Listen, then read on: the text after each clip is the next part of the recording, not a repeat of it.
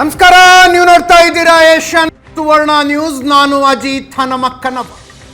ಈಗ ಇಡೀ ದಿನದ ಪ್ರಮುಖ ಸುದ್ದಿಗಳ complete news package news hour. ಇವತ್ತಿನ ನ್ಯೂಸ್ ಅವರ್. ನಾಳೆ ಬೆಳಗ್ಗೆ ಮತದಾನ. ಕರ್ನಾಟಕದ 14 ಲೋಕಸಭಾ ಕ್ಷೇತ್ರಗಳು ಸೇರಿದಂತೆ ದೇಶದ 13 ರಾಜ್ಯಗಳ 89 ಲೋಕಸಭಾ ಕ್ಷೇತ್ರಗಳಿಗೆ ನಾಳೆ ಮತದಾನ. ನೆಪ ಹೇಳಬೇಡಿ, ಮತದಾನ ಮಾಡಿ ಅನ್ನೋದು ಕಳಕಳಿಯ ಮನವಿ. ಪ್ರಪಂಚದ ಅತಿ ದೊಡ್ಡ ಪ್ರಜಾಪ್ರಭುತ್ವ ದೇಶದ ನಾಗರಿಕರು ನಾವು. ನೆಪ ಹೇಳೋದು ಬೇಡ. ನಮ್ಮ ಸರದಿ ಬಂದಾಗ ನಿಯತ್ತಾಗಿ ಹೋಗಿ ಓಟ್ ಹಾಕೋಣ. ಇಂಟ್ರೆಸ್ಟಿಂಗ್ ಫ್ಯಾಕ್ಟ್ಸ್ ಇದೆ, ವಿವರಗಳನ್ನು ಹೇಳ್ತೀನಿ. ಇನ್ನು ಆಸ್ತಿ ಮರು ವಿಂಗಡಣೆ, ಮರು ಹಂಚಿಕೆ, wealth redistribution, death tax, estate ಟ್ಯಾಕ್ಸಿಗೆ ಸಂಬಂಧಿಸಿದಂತೆ ಇವತ್ತು ಕೂಡ ಬಿಜೆಪಿ ವರ್ಸಸ್ ಕಾಂಗ್ರೆಸ್ ಮುಂದುವರಿಯಿತು. ಪ್ರಧಾನಿ ನರೇಂದ್ರ ಮೋದಿಯವರು ಇವತ್ತು ಬಿಡಲಿಲ್ಲ. ಇದ್ದಾಗಲೂ ಕಾಡ್ತಾರೆ, ಸತ್ತ ಮೇಲೂ ಕಾಡ್ತಾರೆ ಕಾಂಗ್ರೆಸ್ನವರು, ಹುಷಾರಾಗಿ ಓಟ್ ಹಾಕಿ ಅನ್ನುವ ರೀತಿಯಲ್ಲಿ ಮಾತನಾಡಿದರು.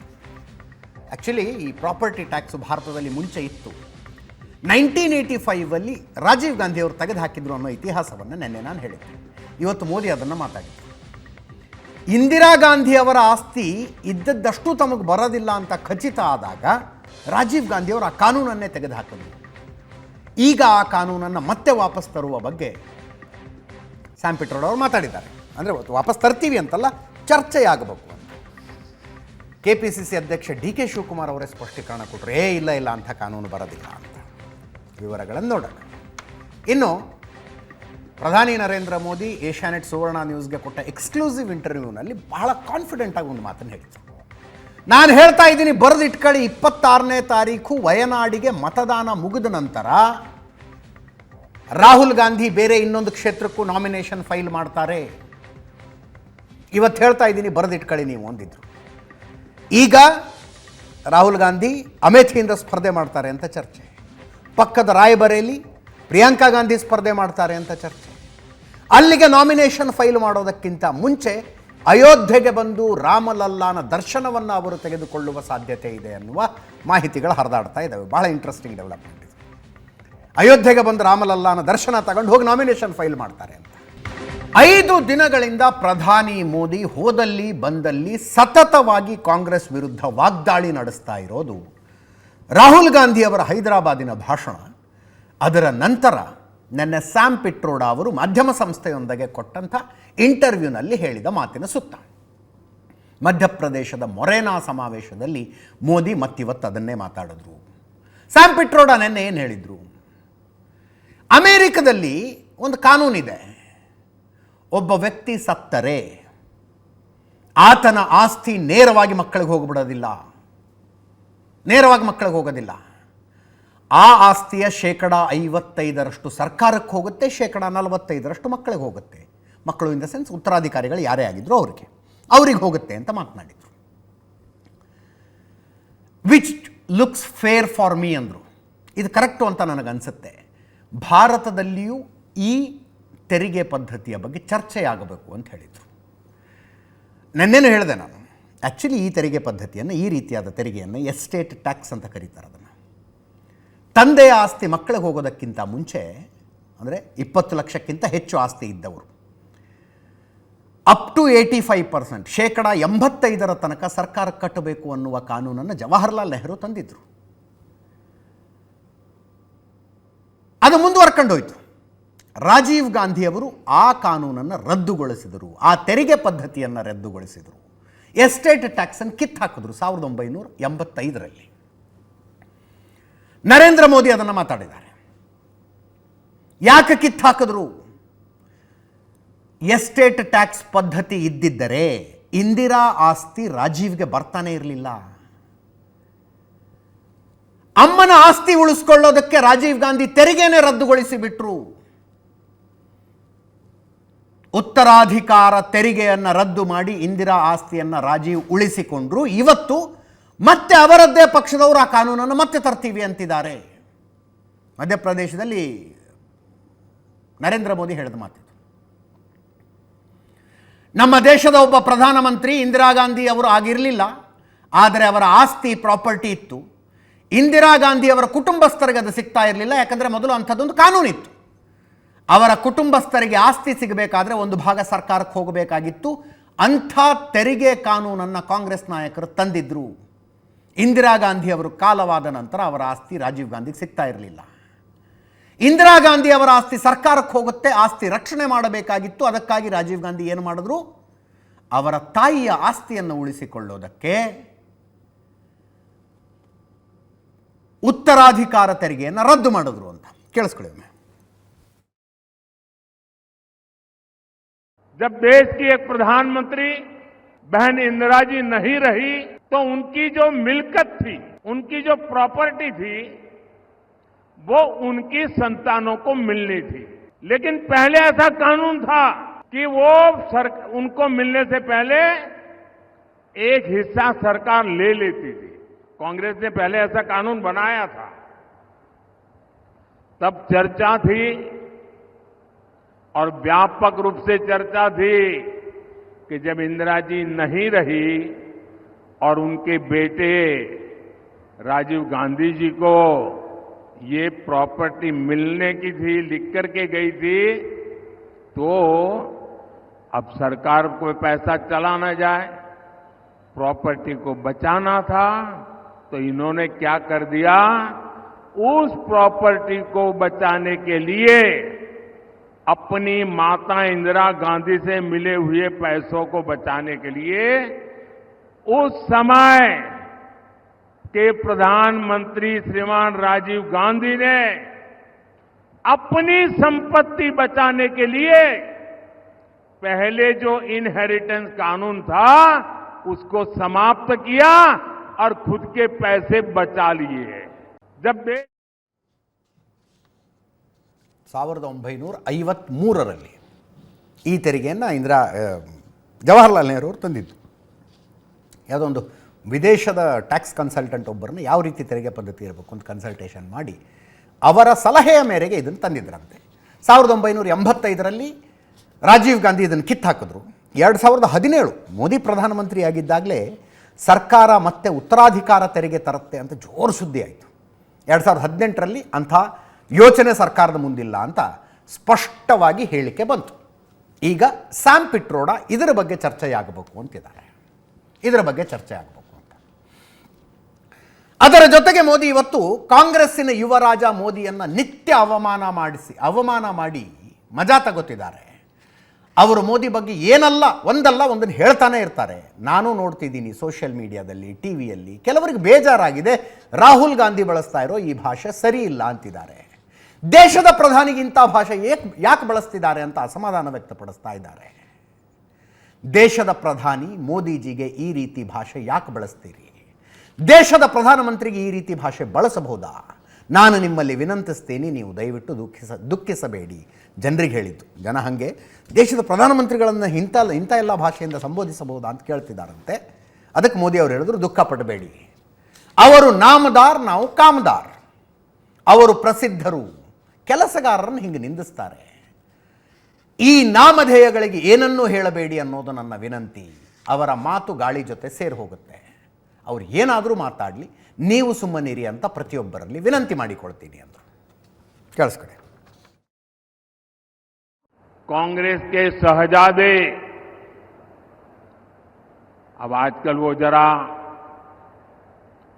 इतने चिंतित है कि आए दिन उनको मोदी का अपमान करने में मजा आता है. मोदी के लिए भला बुरा कहना उनको मजा आ रहा है. वो कुछ भी बोलते जा रहे हैं. और मैं देख रहा हूं सोशल मीडिया में, टीवी में बहुत सारे लोग चिंता जताते हैं कि भाई ये भाषा अच्छी नहीं है. ऐसी भाषा देश के प्रधानमंत्री के लिए बोलना ठीक नहीं है. ऐसा लोग सोशल मीडिया में कहते हैं. कुछ लोग बहुत दुखी हो जाते हैं.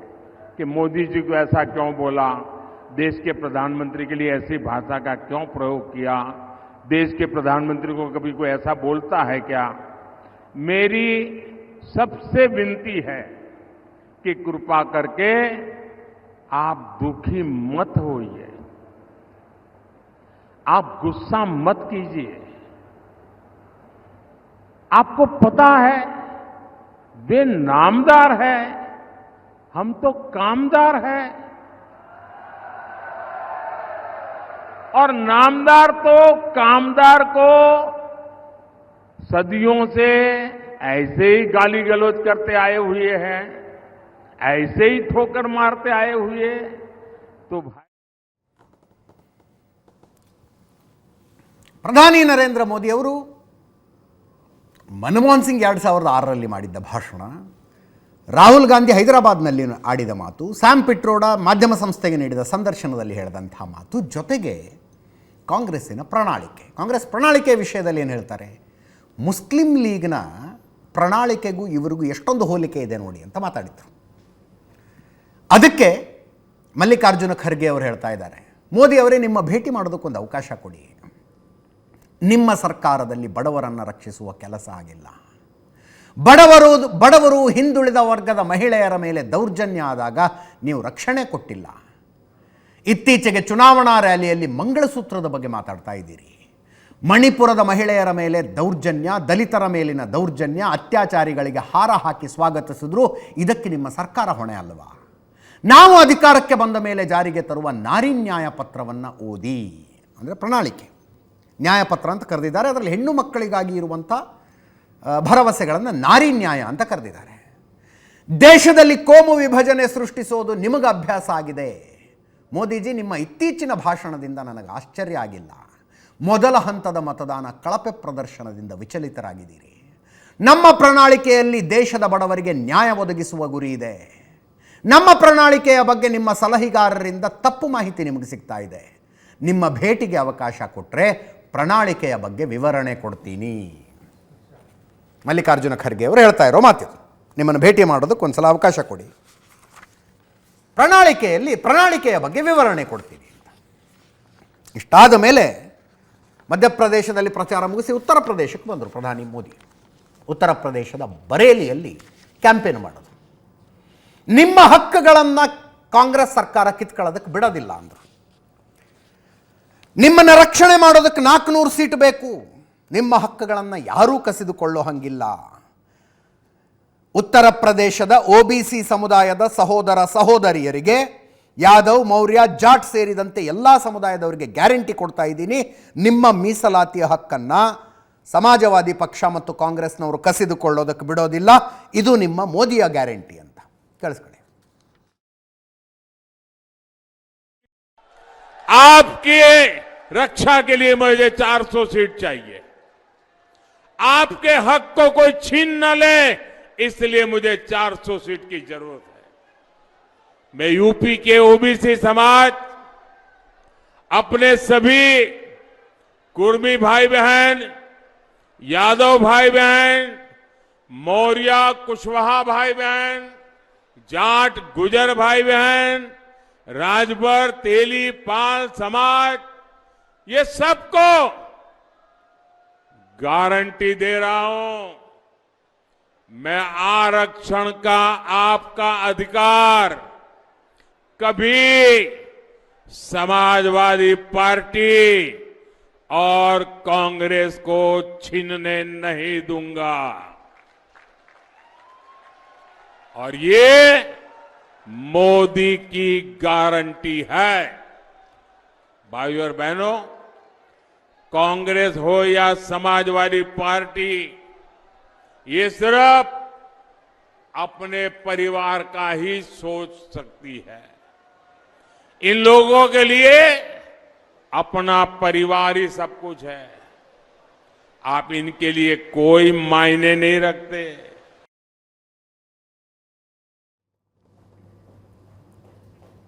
ನೆನ್ನೆ ನೋಡಿ, ಸ್ಯಾಮ್ ಪಿಟ್ರೋಡಾ ಅವರ ಹೇಳಿಕೆಯನ್ನು ವಿಶ್ಲೇಷಣೆ ಮಾಡುವಾಗ ಅವ್ರು ಮಾತಾಡ್ತಾರಲ್ಲ, ಇದನ್ನು ನಾನು ಡೆತ್ ಟ್ಯಾಕ್ಸ್ ಬಗ್ಗೆ, ಅಪ್ಪ ಸತ್ರೆ ಅವರ ಆಸ್ತಿ ಅಷ್ಟು ಮಕ್ಕಳಿಗೆ ಹೋಗೋದಿಲ್ಲ, 100% ಆಸ್ತಿ ಮಕ್ಕಳಿಗೆ ಹೋಗ್ಬಿಡೋದಿಲ್ಲ, 55% ಸರ್ಕಾರ ತಗೊಳುತ್ತೆ. 1 ಕೋಟಿ ಮೌಲ್ಯದ ಆಸ್ತಿಯನ್ನು ಅಪ್ಪ ಬಿಟ್ಟು ಹೋಗಿದ್ರೆ 55 ಲಕ್ಷ ಸರ್ಕಾರದ್ದು, 45 ಲಕ್ಷ ಮಕ್ಕಳದ್ದು. ಇಂಥ ಕಾನೂನು ಅಮೆರಿಕದಲ್ಲಿದೆ. ನನಗೆ ಈ ಕಾನೂನು ಕರೆಕ್ಟ್ ಅನಿಸುತ್ತೆ, ಭಾರತದಲ್ಲೂ ಕೂಡ ಇದರ ಬಗ್ಗೆ ಚರ್ಚೆ ಆಗಬೇಕು ಅಂತ ಸ್ಯಾಮ್ ಪಿಟ್ರೋಡ ಹೇಳಿದರು. ನಾನು ಸುಮ್ಮನೆ ತಮಾಷೆಗೊಂದು ಮಾತು ಹೇಳಿದೆ, ಫಸ್ಟ್ ನಿಮ್ಮ ಪಕ್ಷದವರ ಅಭಿಪ್ರಾಯ ಕೇಳಿ ನೋಡಿ ಅಂತ. ಇಂಥದ್ದೊಂದು ಕಾನೂನು ತರುವ ಆಲೋಚನೆ ಇದೆ, ಚರ್ಚೆ ಮಾಡೋಣ ಬನ್ನಿ ಅಂತ ಕರೀರಿ ಒಂದು ಸಲ ನಿಮ್ಮ ಪಕ್ಷದವರನ್ನು, ಅವ್ರು ಏನೇನು ಹೇಳ್ತಾರೋ ನೋಡಿ ಅಂತ ಹೇಳ್ತಾ ಸುಮ್ಮನೆ ಇನ್ನು ಲೈಟರ್ ವೇ ನಾನೊಂದು ಉದಾಹರಣೆ ಕೊಟ್ಟಿದ್ದೆ. ಡಿ ಕೆ ಶಿವಕುಮಾರ್ ಅವ್ರಿಗೆ ಕೇಳಿ ನೋಡಿ ಒಂದು ಸಲ. ಲುಲು ಮಾಲ್ ಮಾಡಿದ್ದೀರಿ, ಚೆನ್ನಾಗಿದೆ.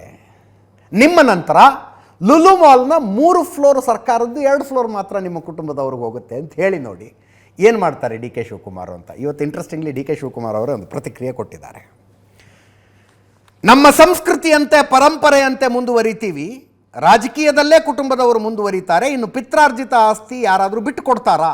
ಹೆಂಗ್ರಿ ಬಿಟ್ಟು ಕೊಡೋಕ್ಕಾಗತ್ತೆ ಪಿತ್ರಾರ್ಜಿತ ಆಸ್ತಿಯನ್ನು ಅಂತ ಕೇಳ್ತಾರೆ ಡಿ ಕೆ ಶಿವಕುಮಾರ್ ಅವರು. ಯಾರದ್ದೋ ವೈಯಕ್ತಿಕ ಹೇಳಿಕೆ, ಅದು ಪಕ್ಷದ ಹೇಳಿಕೆಯಲ್ಲ. ಪಕ್ಷದ ನಿಲುವು ಡೆತ್ ಟ್ಯಾಕ್ಸ್ ರೀತಿ ಯಾವ ಪ್ರಸ್ತಾವನೆಯೂ ಇಲ್ಲ ಅನ್ನೋದು ಪಕ್ಷದ ನಿಲುವು ಅಂತ ಹೇಳಿದ್ರು. ಇಂಥ ಯಾವುದೇ ನಿಲುವು, ಇಂಥ ಯಾವುದೇ ಟ್ಯಾಕ್ಸ್ ತರೋ ಆಲೋಚನೆ ಪಕ್ಷಕ್ಕಿಲ್ಲ ಹೇಳ್ತಾರೆ ಇವರು. ರಾಜಕೀಯದಲ್ಲೇ ಕುಟುಂಬದವರು ಮುಂದುವರಿತಾರೆ, ಪಿತ್ರಾರ್ಜಿತ ಆಸ್ತಿ ಮಕ್ಕಳಿಗೆ ಹೋಗೋದಿಲ್ಲ ಅಂದರೆ ಹೆಂಗೆ ಅಂತ ಡಿ ಕೆ ಶಿವಕುಮಾರ್ ಅವರು ಕೇಳಿದ್ರು. ಪ್ರಶ್ನೆ ಅದೇ ಬರೋದು. ಸ್ಯಾಮ್ ಪಿಟ್ರೋಡ ಅವ್ರದ್ದು ಆಲೋಚನೆಗಳಿರ್ಬೋದು ಕರೆಕ್ಟಾಗಿ. ಈಗ ಅಮೇರಿಕದಂಥ ದೇಶದ 12 ರಾಜ್ಯಗಳಿಗೆ ಈ ಕಾನೂನು ತರೋದಕ್ಕೆ ಯಾಕೆ ಸಾಧ್ಯ ಆಗುತ್ತೆ? ಹೆಂಗೆ ಸಾಧ್ಯ ಆಗುತ್ತೆ? ಸರ್ಕಾರ ಅಲ್ಲಿನ ಜನರಿಗೋಸ್ಕರ ಅಷ್ಟು ಮಾಡಿರುತ್ತ್ರಿ, ಅಷ್ಟು ಮಾಡಿರುತ್ತೆ ಅಲ್ಲಿನ ಜನರಿಗೋಸ್ಕರ. ಎಕ್ಸಾಕ್ಟ್ಲಿ ಹೌದೋ ಅಲ್ವೋ ಗೊತ್ತಿಲ್ಲ. ಅಮೇರಿಕದ ಸರ್ಕಾರ ಅಲ್ಲಿನ ಬಡವರಿಗೆ 1 ವರ್ಷಕ್ಕೆ $19,500 ಖರ್ಚು ಮಾಡುತ್ತಂತೆ ಒಬ್ಬ ವ್ಯಕ್ತಿಗೆ. ಯಾರೋ ಹೇಳಿದ್ದು ನನಗೆ, ಇದು it could be right or wrong.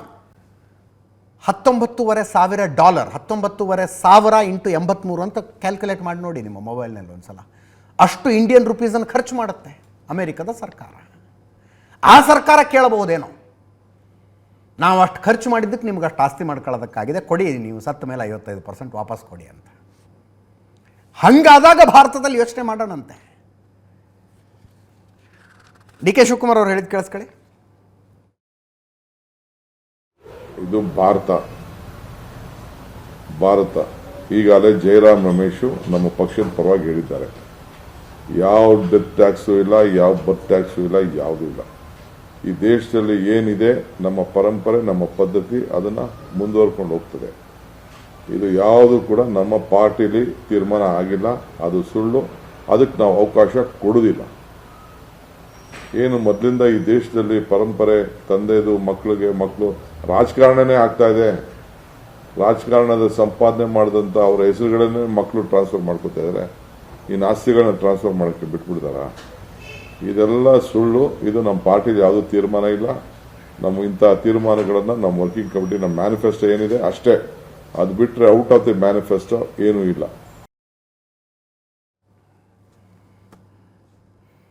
ಅದಕ್ಕೆ ಸ್ಯಾಮ್ ಪಿಟ್ರೋಡ ಅವರು ಹೇಳಬೇಕು, ಪಕ್ಷಗಳೇ ಪಿತ್ರಾರ್ಜಿತವಾಗಿದ್ದಾವೆ ಈ ದೇಶದಲ್ಲಿ. ಹೊಲ, ಮನೆ, ಕಂಪನಿಗಳು ಬಿಡಿ, ಪಕ್ಷಗಳು ಪಿತ್ರಾರ್ಜಿತವಾಗಿದ್ದಾವೆ. ನೀವು ಪಿತ್ರಾರ್ಜಿತ ಪಕ್ಷಗಳು ಅಂದರೆ ಬರೀ ಕಾಂಗ್ರೆಸ್ ಅಂತ ಅಷ್ಟೇ ಅನ್ಕೋಬೇಡಿ, ತುಂಬ ಪಕ್ಷಗಳಿದ್ದಾವೆ. NDA ಮೈತ್ರಿಕೂಟದಲ್ಲೂ ಇದ್ದಾವೆ, INDA ಮೈತ್ರಿಕೂಟದಲ್ಲೂ ಇದ್ದಾವೆ.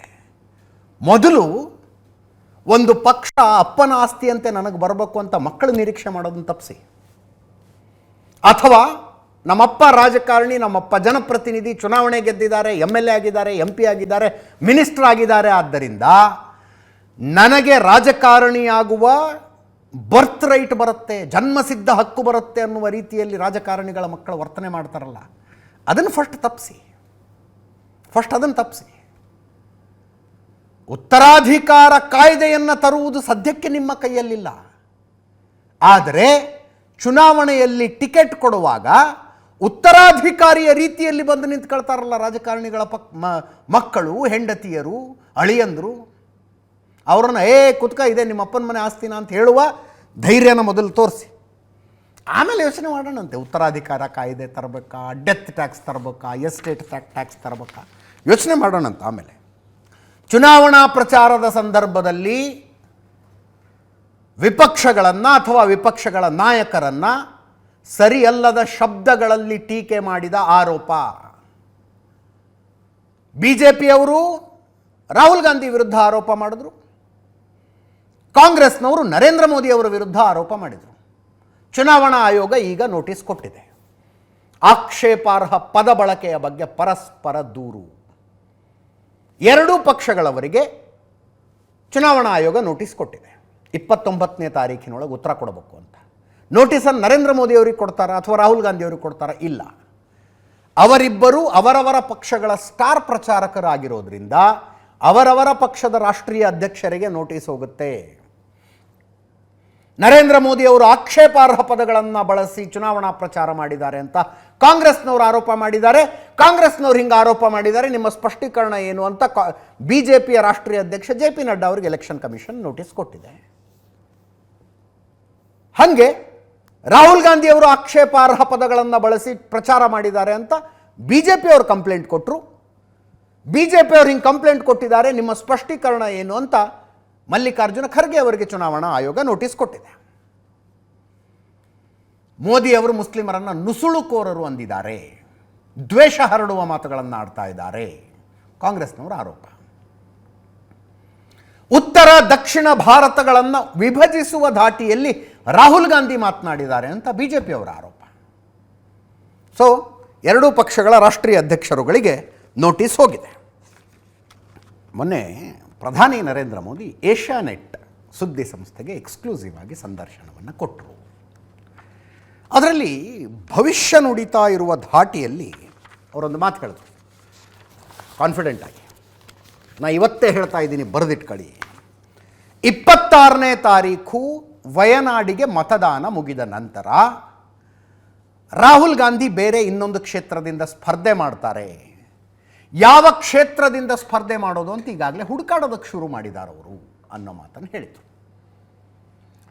ಈಗ ಬರ್ತಾ ಇರೋ ಸುದ್ದಿ, ಅವರು ಅಮೇಥಿಯಿಂದ ಸ್ಪರ್ಧೆ ಮಾಡುವುದು ಖಚಿತವ ಅಂತ ಲಕ್ಷಣಗಳು ಕಾಣಿಸ್ತಾ ಇದ್ದಾವೆ. ಅಮೇಥಿಯ ಸ್ಥಳೀಯ ಕಾಂಗ್ರೆಸ್ ಮುಖಂಡರನ್ನ ದಿಲ್ಲಿಗೆ ಬರಕ್ಕೆ ಹೇಳಿದಾರಂತ, ಮಾತಾಡೋಕ್ಕಿದೆ ಬನ್ನಿ ಅಂತ. 27 ಅಥವಾ 28 ನಾಳೆ ವಯನಾಡಿಗೆ ವೋಟಿಂಗ್ ಮುಗಿಯುತ್ತೆ.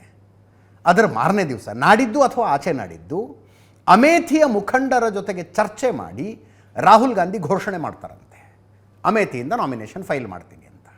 ಇನ್ನೂರು ಪಕ್ಕದ ರಾಯಬರೇಲಿ, ಎರಡು ಅಕ್ಕಪಕ್ಕ ಇರೋ ಕ್ಷೇತ್ರಗಳು. ಸೋನಿಯಾ ಗಾಂಧಿ ಅವರು ಸ್ಪರ್ಧಿಸ್ತಾ ಇದ್ದಂಥ ಕ್ಷೇತ್ರ. ಸತತವಾಗಿ 5 ಸಲ ಅಲ್ಲಿ ಸೋನಿಯಾ ಗಾಂಧಿ ಅವರು ಗೆದ್ದಿದ್ದಾರೆ. ಈ ಸಲ ಅವರು ರಾಜಸ್ಥಾನದಿಂದ ರಾಜ್ಯಸಭೆಗೆ ಆಯ್ಕೆಯಾಗಿ ಹೋದರು. ಅಲ್ಲಿಗೆ ರಾಯಬರೇಲಿಗೆ ಯಾರು ಕ್ಯಾಂಡಿಡೇಟು ಅನ್ನೋ ಚರ್ಚೆ. ಪ್ರಿಯಾಂಕಾ ಗಾಂಧಿ ಕ್ಯಾಂಡಿಡೇಟ್ ಆಗುವ ಸಾಧ್ಯತೆ ಇದೆ. ಅಣ್ಣ ತಂಗಿ ಇಬ್ಬರು ಸ್ಪರ್ಧೆ ಮಾಡುವ ಸಾಧ್ಯತೆ ಇದೆ. ಒಂದ್ಸಲ ಕೇಳಿಸ್ಕೊಳ್ಳಿ ಮೋದಿ ಅವರು ಅವತ್ತೇನು ಹೇಳಿದ್ರು ಅಂತ.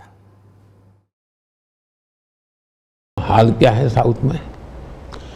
कांग्रेस के युवराज उत्तर से भाग करके दक्षिण में आश्रय लिया, उन्होंने वायनाड में निकल गए.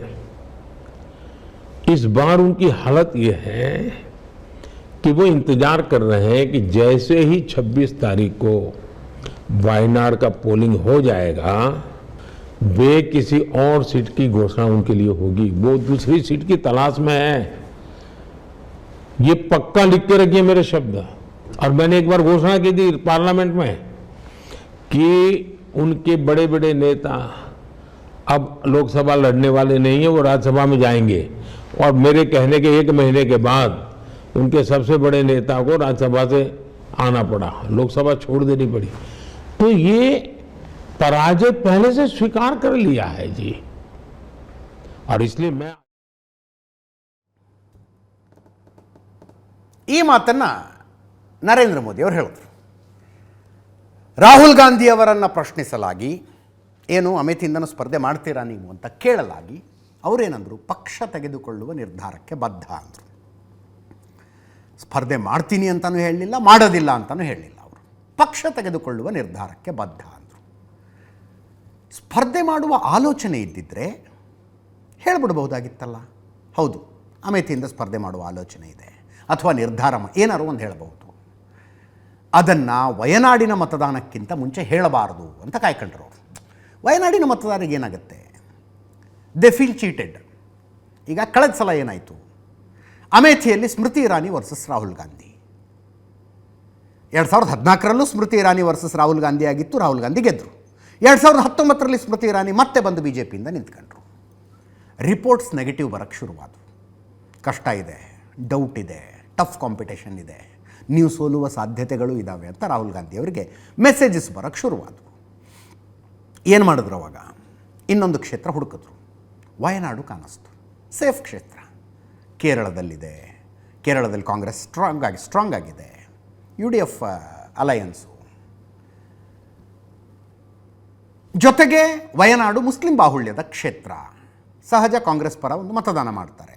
ಎಲ್ಲ ಅಳೆದು ತೂಗಿ ವಯನಾಡಿಗೆ ಬಂದು ಸ್ಪರ್ಧೆ ಮಾಡಿದ್ರು. ವಯನಾಡಿನ ಜನ ಗೆಲ್ಲಿಸಿದ್ರು, ಭಾರೀ ಬಹುಮತದೊಂದಿಗೆ ಗೆಲ್ಲಿಸಿದ್ರು. 3 ಚಿಲ್ಲರೆ ಲಕ್ಷ ವೋಟಿನ ಲೀಡು ರಾಹುಲ್ ಗಾಂಧಿ ಅವರಿಗೆ. ಹಂಗಿದ್ದಾಗ ಈ ಸಲ ನಾನು ನಿಮ್ಮಲ್ಲಿ ಸ್ಪರ್ಧಿಸುವ ಜೊತೆಗೆ ಕಳೆದ ಸಲ ಸೋತಿರುವ ಅಮೇಥಿಯಲ್ಲೂ ಸ್ಪರ್ಧೆ ಮಾಡ್ತೀನಿ ಅಂದರೆ ರಾಹುಲ್ ಗಾಂಧಿ ಅವ್ರಿಗೆ ಇನ್ನೊಂದು ಆಪ್ಷನ್ ಇದೆ ಬಿಡಪ್ಪ ಅಂತ ವಯನಾಡಿನ ಜನ ಯೋಚನೆ ಮಾಡಿಬಿಟ್ರೆ, ಅದಕ್ಕೆ 26ನೇ ತಾರೀಕಿನ ತನಕ ಅನೌನ್ಸ್ ಮಾಡೋದು ಬೇಡ ಅಂತ ನಿರ್ಧಾರ ಮಾಡಿದ್ರಂತೆ. ಆದರೆ ಅಮೇಥಿಯಲ್ಲಿ ಒಂದು ಹಂತದ ತಯಾರಿಗಳು ನಡೀತಾ ಇದ್ವು ಅಂತ ಹೇಳ್ತಾರೆ. ರಾಹುಲ್ ಗಾಂಧಿ ಅವರು ಮುಂಚೆ ಸಂಸದರಾಗಿದ್ದಾಗ ಅಮೇಥಿಯಲ್ಲಿ ಉಳಿದುಕೊಳ್ತಾ ಇದ್ದ ಮನೆ ರಿನೋವೇಷನ್ ಆಗೋಕ್ಕೆ ಶುರುವಾಯಿತು. ಏಕಾಏಕಿ ಅದರ ರಿನೋವೇಷನ್ ಆಗೋದಕ್ಕೆ ಶುರುವಾಯಿತು. ಅದನ್ನು ನೋಡಿದಾಗಂದ್ರು ಇಲ್ಲ ಬರೋದು ಖಚಿತ ಅಂತ. ಆದರೆ ಪ್ರಿಯಾಂಕಾ ಗಾಂಧಿ ಅವರ ಪತಿ ರಾಬರ್ಟ್ ವಾದ್ರಾ ಹೀಗೆ ಒಂದು ಮೀಡಿಯಾ ಸಂಸ್ಥೆಗೆ ಸಂದರ್ಶನ ಕೊಡುವಾಗ, ಹೌದು ಅಮೇಥಿಯಿಂದ ಸ್ಪರ್ಧೆ ಮಾಡೋದಕ್ಕೆ ನನ್ನ ಮೇಲೆ ಪ್ರೆಷರ್ ಇದೆ, ನಾನು ಯೋಚನೆ ಮಾಡ್ತಾ ಇದ್ದೀನಿ ಅನ್ನುವ ಅರ್ಥದಲ್ಲಿ ಒಂದು ಮಾತು ಹೇಳ್ಬಿಟ್ರು. ಆವಾಗ ಇಲ್ಲ ಹಾಗಿದ್ರೆ ಸೋನಿಯಾ ಗಾಂಧಿ ಅವರ ಅಳಿಯ ಬರ್ತಾನೆ ಅಲ್ಲಿಗೆ ಅಂತ ಚರ್ಚೆಗಳು.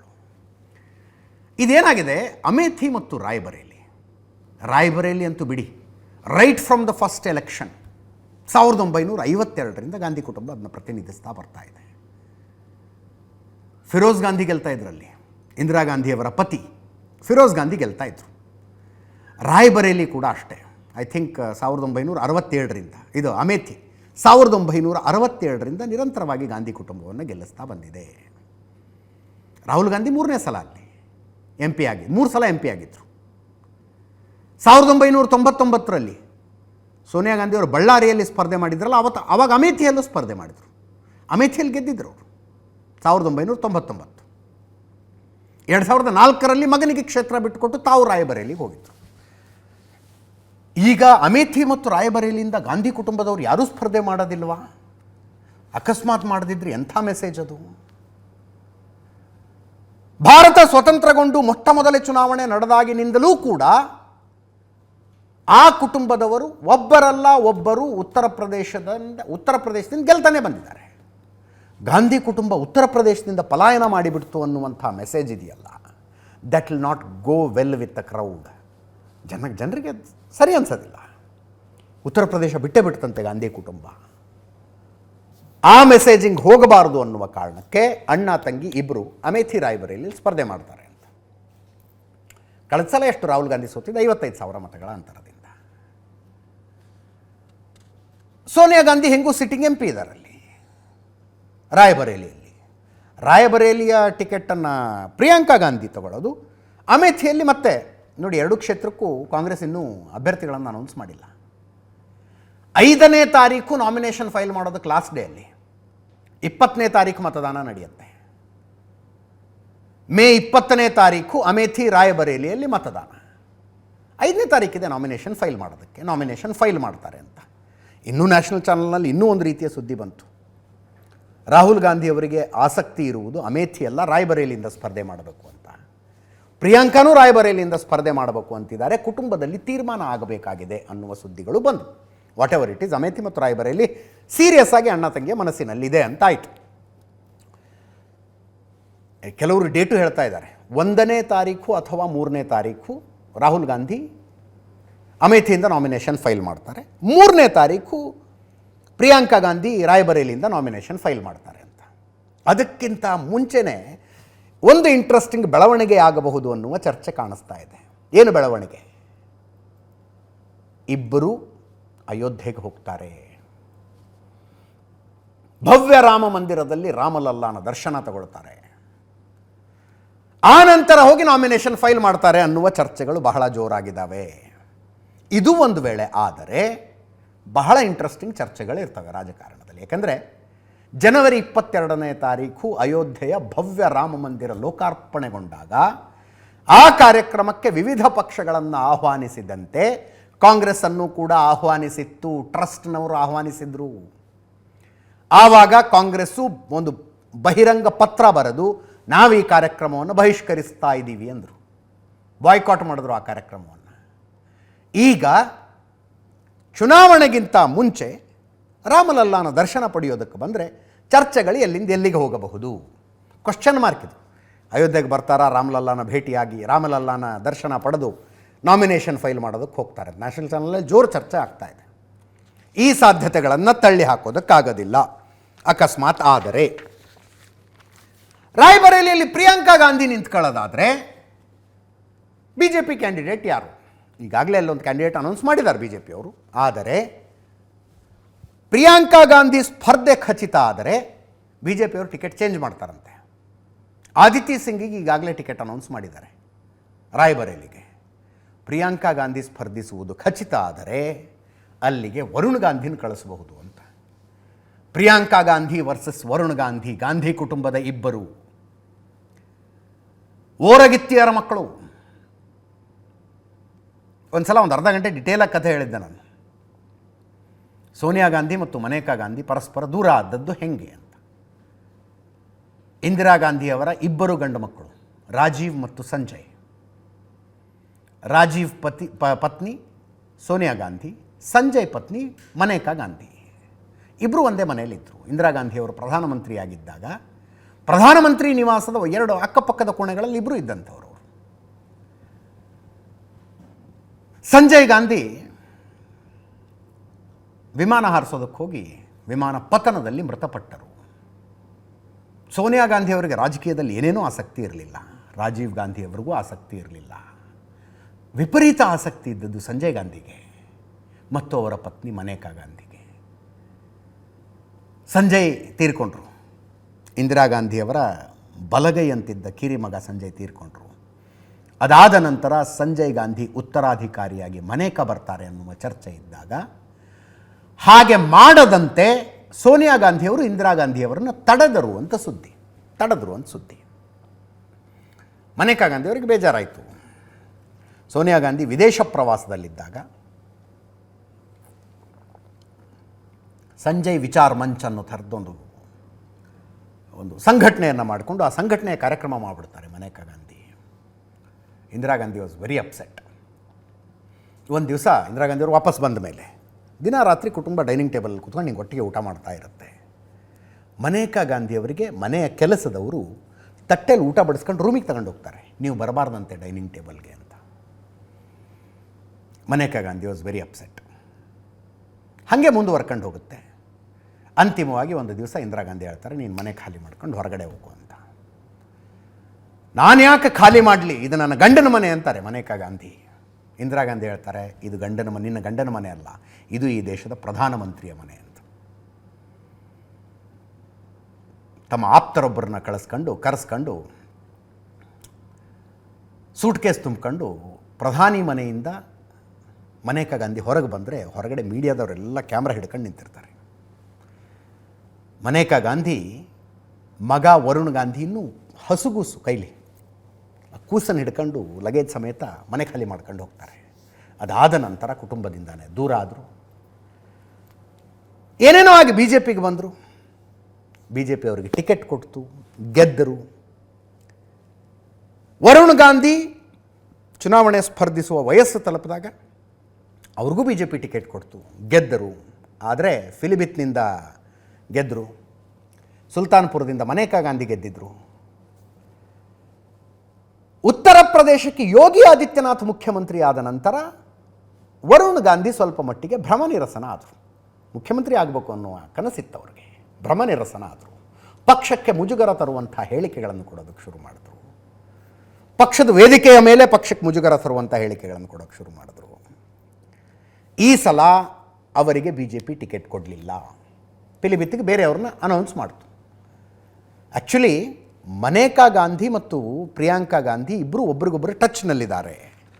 ಫಸ್ಟ್ ಕಸಿನ್ಸ್ ರೀ, ಚಿಕ್ಕ ದೊಡ್ಡಪ್ಪನ ಮಕ್ಕಳು ಟಚ್ನಲ್ಲಿದ್ದಾರೆ, ಅವರು ಸಂಬಂಧ ಚೆನ್ನಾಗಿದೆ ಅನ್ನುವ ಚರ್ಚೆಗಳಿದ್ವು. ವರುಣ್ ಗಾಂಧಿ ಕಾಂಗ್ರೆಸ್ಸಿಗೆ ಹೋಗ್ಬಿಡೋದು, ವಾಪಸ್ ಹೋಗೋದಿಲ್ಲಿಂದ, ಅವ್ರು ಇರಲೇ ಇಲ್ಲ ಕಾಂಗ್ರೆಸ್ನಲ್ಲಿ. ವರುಣ್ ಗಾಂಧಿ ಕಾಂಗ್ರೆಸ್ಸಿಗೆ ಹೋಗ್ತಾರೆ ಅನ್ನುವ ಚರ್ಚೆಗಳಿದ್ವು. ಇಲ್ಲ ಫಿಲಿಬಿತ್ಗೆ ಅವರು ಪಕ್ಷೇತರರಾಗಿ ನಿಂತ್ಕೊಳ್ತಾರೆ, ಅಲ್ಲಿ SP ಕಾಂಗ್ರೆಸ್ ಮೈತ್ರಿಕೂಟದವರು ಕ್ಯಾಂಡಿಡೇಟ್ ಹಾಕದೆ ಅವರನ್ನು ಬೆಂಬಲಿಸ್ತಾರೆ ಅನ್ನುವಂಥ ಚರ್ಚೆಗಳಿದ್ದವು. ವರುಣ್ ಗಾಂಧಿ ಬಂಡಾಯದ ಮಾತು ಕೂಡ ಆಡಲಿಲ್ಲ. ಇಲ್ಲಿ ಹೆಂಗೆ ಮೈಸೂರಿನ ಟಿಕೆಟ್ ತಪ್ಪಿದಾಗ ಪ್ರತಾಪ್ ಸಿಂಹ ಓಕೆ ಮೋದಿ ಅಧಿಕಾರಕ್ಕೆ ಬರಬೇಕು ಅನ್ನುವ ಥರದ ನಿಲುವನ್ನು ತೆಗೆದುಕೊಂಡರು, ಅವರು ಕೂಡ ವರುಣ್ ಗಾಂಧಿ ಕೂಡ ತುಂಬ ಧನ್ಯವಾದ ಇಷ್ಟು ವರ್ಷ ಸೇವೆ ಮಾಡುವ ಅವಕಾಶ ಕೊಟ್ಟಿದ್ದಕ್ಕೆ ಅಂತ ಫಿಲಿಬಿತ್ನ ಜನರಿಗೆ ಒಂದು ಪತ್ರ ಬರೆದು. ಬಂಡಾಯ ಆಗಲಿಲ್ಲ. ಈಗ ವರುಣ್ ಗಾಂಧಿಯವರನ್ನು ಕರ್ಕೊಂಡೋಗಿ ಪ್ರಿಯಾಂಕಾ ಗಾಂಧಿಯವರ ವಿರುದ್ಧ ನಿಲ್ಲಿಸುತ್ತಾ BJP ಅನ್ನೋದೊಂದು ಪ್ರಶ್ನೆ. ರಾಹುಲ್ ಗಾಂಧಿಯವರು ಮಾತಾಡಿದ್ದಾರೆ, ಕೇಳಿಸ್ಕೊಳ್ಳಿ. दूसरा सवाल ये है राहुल जी से कि लोग तो गुजरात छोड़कर PM बनने के लिए बनारस आते हैं, आप बाय नाइट चले गए, तो क्या अमेठी या रायबरेली से आप लड़ेंगे? ये बीजेपी वाला क्वेश्चन है, ये पत्रकार का सवाल। पहले ही opening ball BJP question, very good, शाबाश। देखिए, अमेठी की बात कांग्रेस का डिसीजन है, जो भी मुझे ऑर्डर मिलेगा मैं वो करूंगा। CEC मीटिंग हमारी पार्टी में CEC मीटिंग्स में ये डिसीजन लिए जाते हैं। बट पहला बीजेपी का question, good question, thank you. ಹೇಳಿದ್ರನ್ನಲ್ಲ, ಪಕ್ಷ ಏನೋ ಆದೇಶ ಕೊಡುತ್ತೋ ಆ ಆದೇಶವನ್ನು ಪಾಲಿಸ್ತೀನಿ ಅಂತ ಹೇಳಿದರು ಅಂತ ಆ ಹೇಳಿಕೆ ಅದು. ಸೊ ಪ್ರೊಬಾಬಿಲಿಟಿ ಜಾಸ್ತಿ ಇದೆ ಅಮೇಥಿಯಿಂದ ರಾಹುಲ್ ಗಾಂಧಿಯವರು ಸ್ಪರ್ಧಿಸುವಂಥದ್ದು. ಒಂದು 10% ಪಾಸಿಬಿಲಿಟಿ ರಾಯಬರೇಲಿಯಿಂದ ಸ್ಪರ್ಧಿಸ್ತಾರೆ.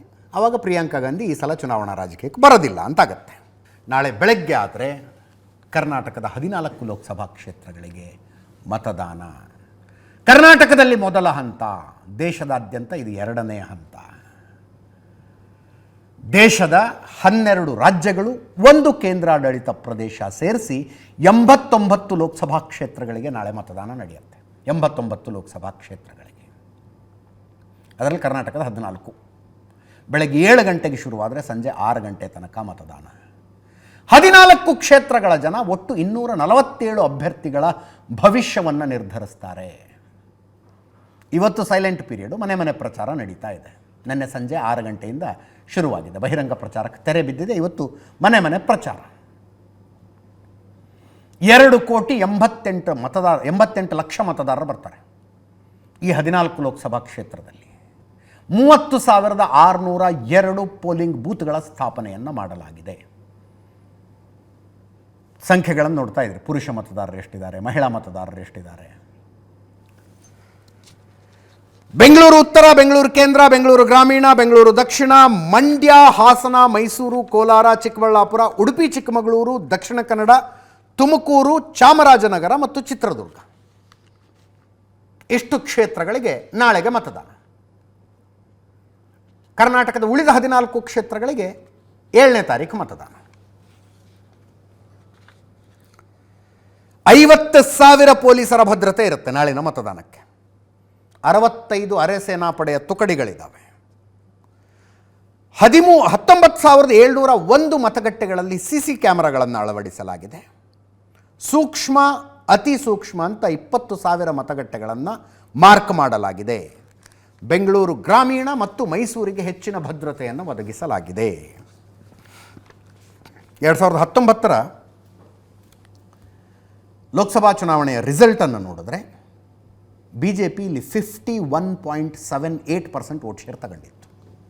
12 ಸ್ಥಾನಗಳನ್ನು ಗೆದ್ದಿತ್ತು. ಈ 14ರ ಪೈಕಿ 12 ಸ್ಥಾನಗಳನ್ನು, 12 ಅಂದರೆ 11 BJP ಪ್ಲಸ್ 1 BJP ಬೆಂಬಲಿತ ಪಕ್ಷೇತರ ಮಂಡ್ಯ ಸುಮಲತಾ ಅವ್ರದ್ದು, 51.78% ವೋಟ್ ಶೇರ್ ಇತ್ತು. ಕಾಂಗ್ರೆಸ್ 1 ಸ್ಥಾನವನ್ನು ಗೆದ್ದಿತ್ತು, ಬಟ್ ವೋಟ್ ಶೇರ್ 30.28% ಇತ್ತು. ಬೆಂಗಳೂರು ಗ್ರಾಮಾಂತರ ಒಂದನ್ನು DK ಸುರೇಶ್ ಅವರು ಗೆದ್ದುಕೊಂಡ್ರು, 30.28 ವೋಟ್ ಶೇರ್ ಇತ್ತಿಲ್ಲಿ. JDSನವರು 1 ಸ್ಥಾನ, ಹಾಸನ ಗೆದ್ದಿದ್ರು, 12.4 ವೋಟ್ ಶೇರ್ ಇದ್ದದ್ದು.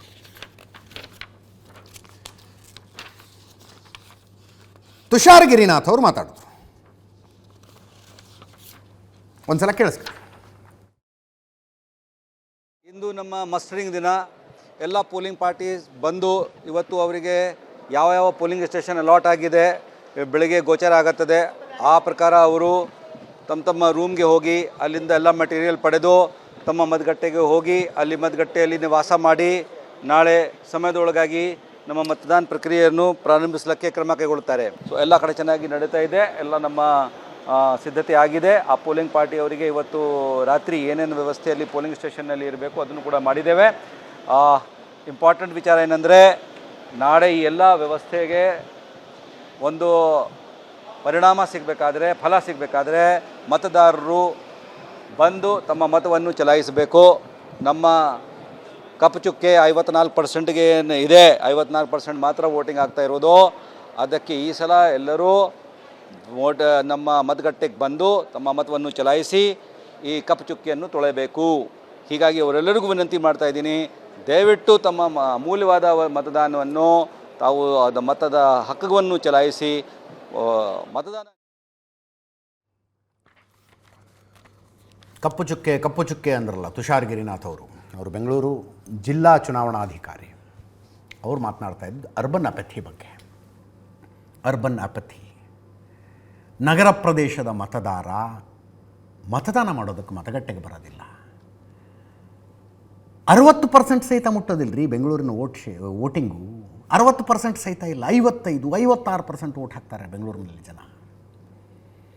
ಕಪ್ಪು ಚುಕ್ಕೆ ಇದು ತೊಡಗಬೇಕು.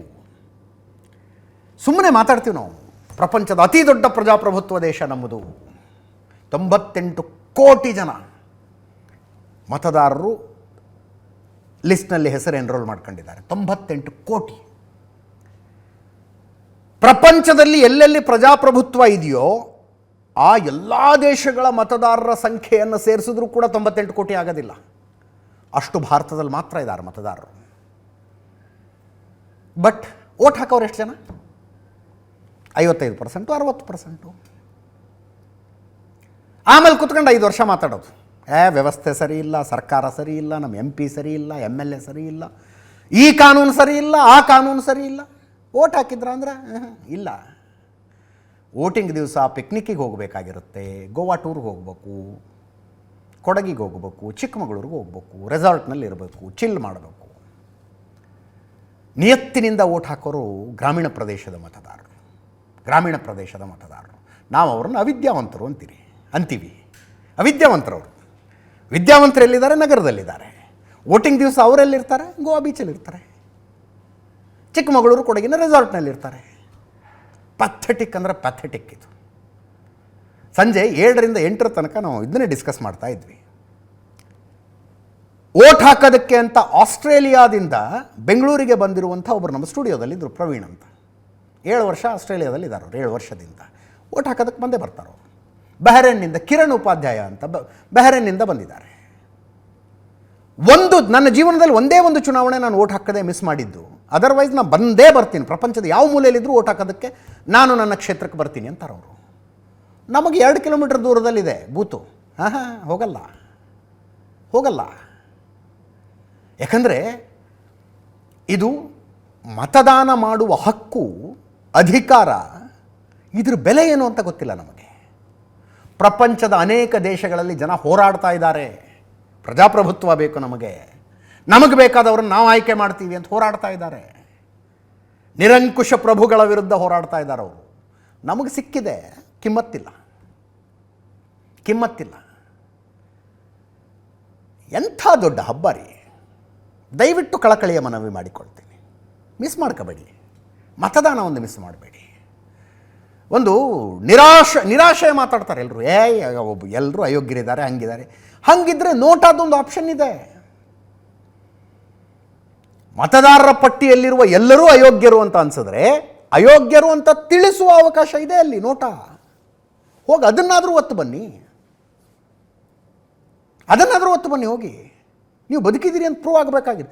ನನ್ನದು ಸಜೆಷನ್ ಇತ್ತು, ಮತದಾನ ಮಾಡಿದ ನಂತರ ಇವನು ಈ ಚುನಾವಣೆಯಲ್ಲಿ ಮತದಾನ ಮಾಡ್ದ ಅಥವಾ ಮಾಡಿದಳು ಅಂತ ಒಂದು ಸರ್ಟಿಫಿಕೇಟ್ ಕೊಡೋ ವ್ಯವಸ್ಥೆ ಆಗಬೇಕು ಮತಗಟ್ಟೆಯಲ್ಲೇ. ಮುಂದಿನ 5 ವರ್ಷ ಸರ್ಕಾರದ ಯಾವುದೇ ಸವಲತ್ತುಗಳನ್ನು ಪಡಿಬೇಕು ಅಂದರೂ ಓಟ್ ಹಾಕಿದ್ದು ಸರ್ಟಿಫಿಕೇಟ್ ತೋರಿಸ್ಬೇಕಾತ. ಬರ್ಬೇಕು ಹಂಗೊಂದು ಕಾನೂನು. ಓಟ್ ಹಾಕಿದ್ಯಾ, ತಗೋ ಈ ಸವಲತ್ತು. ಈ ಸವಲತ್ತು ಬೇಕಾ ನಿನಗೆ, ಓಟ್ ಹಾಕಿಲ್ಲ ಅಂದರೆ ಸಿಗೋದಿಲ್ಲ. ಪ್ರವೀಣ್ ಅವ್ರು ಹೇಳ್ತಾ ಇದ್ರು, ಆಸ್ಟ್ರೇಲಿಯಾದಲ್ಲಿ ಆ ವ್ಯವಸ್ಥೆ ಇದೆಯಂತೆ. ವೋಟಿಂಗ್ ಮುಗಿದ್ಮೇಲೆ ಮನೆಗೆ ನೋಟಿಸ್ ಬರುತ್ತಂತೆ, ಈ ಸಲ ನೀವು ಮತದಾನ ಮಾಡಿಲ್ಲ. ಯಾಕೆ ಮಾಡಿಲ್ಲ? 11 ದಿವಸದಲ್ಲಿ ವಿವರಣೆ ಕೊಡಿ. 11 ದಿವಸದಲ್ಲಿ ವಿವರಣೆ ಕೊಡಿ. ಜ್ವರ ಇತ್ತು, ನೆಗಡಿ ಇತ್ತು, ಕೆಮ್ಮಿತ್ತು, ಶುಗರ್ ಲೋ ಆಗಿತ್ತು, ಬಿ ಪಿ ಲೋ ಆಗಿತ್ತು, ನಡೆಯೋದಿಲ್ಲ. ಹಾಸ್ಪಿಟ್ಲಲ್ಲಿ ಅಡ್ಮಿಟ್ ಆಗಿದ್ರಾ, ದಾಖಲೆ ಕಳಿಸ್ಬೇಕಂತವ್ರಿಗೆ. You are ಎಕ್ಸ್ಕ್ಯೂಸ್ಡ್.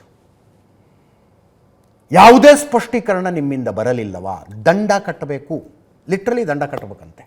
ಅವ್ರು ಎಕ್ಸ್ಪ್ಲೇನ್ ಮಾಡ್ತಾಯಿದ್ರು, ಯಾವಾಗ ಬರುತ್ತೋ ಏನೋ ಭಾರತದಲ್ಲಿ ಅಂಥದ್ದೊಂದು ವ್ಯವಸ್ಥೆ ಬರಬೇಕು. ಚುನಾವಣಾ ಆಯೋಗ ಒಬ್ಬ ಮತದಾರನಿರುವಲ್ಲಿ ಹೋಗಿ ಮತಗಟ್ಟೆ ಸ್ಥಾಪಿಸಿ ಅವನೊಂದು ಓಟ್ ಹಾಕ್ಸ್ಕೊಂಬರುತ್ತೆ. ಹಕ್ಕು ಚಲಾಯಿಸುವ ಅಧಿಕಾರ ಸಿಗಬೇಕು ಅಂತ. 85 ವರ್ಷ ವಯಸ್ಸು ದಾಟಿಬಿಟ್ಟಿದೆ, ತೊಂದರೆ ಇಲ್ಲ, ಮನೇಲೇ ಇರಿ, ಮನೆಗೆ ಬಂದು ಓಟ್ ಹಾಕ್ಸ್ಕೊತೀವಿ ಅಂತಾರೆ. ಅಂಗವೈಕಲ್ಯ, ಮನೆಗೆ ಬಂದು ಓಟ್ ಹಾಕ್ಸ್ಕೊತೀವಿ ಅಂತಾರೆ. ಎಷ್ಟೆಲ್ಲ ಫೆಸಿಲಿಟಿ ಮತಗಟ್ಟೆಗಳಲ್ಲಿ. ಅರ್ಥ ಮಾಡ್ಕೊಳ್ಳಿ ಅದನ್ನು. ದಯವಿಟ್ಟು ಓಟ್ ಹಾಕಿ. ಈ 55%, 54% ಅಸಹ್ಯ ಅನ್ಸುತ್ತೆ ನೋಡೋದಕ್ಕೆ. ಕಳಕಳಿಯ ಮನವಿ ಅಂತ ಹೇಳ್ತಾ ಇವತ್ತಿನ ನ್ಯೂಸ್ ಅವರ್ ಮುಗಿಸ್ತಾ ಇದ್ದೀನಿ. ನೇರ ದಿಟ್ಟ ನಿರಂತರ ಸುದ್ದಿಗಾಗಿ ನೋಡ್ತಾ ಇರಿ ಏಷ್ಯಾನೆಟ್ ಸುವರ್ಣ ನ್ಯೂಸ್.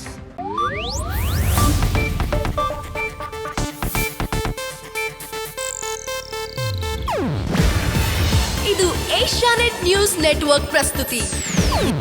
ನೀವು ನೋಡ್ತಿದ್ದೀರಾ ಏಷ್ಯಾನೆಟ್ ಸುವರ್ಣ ನ್ಯೂಸ್.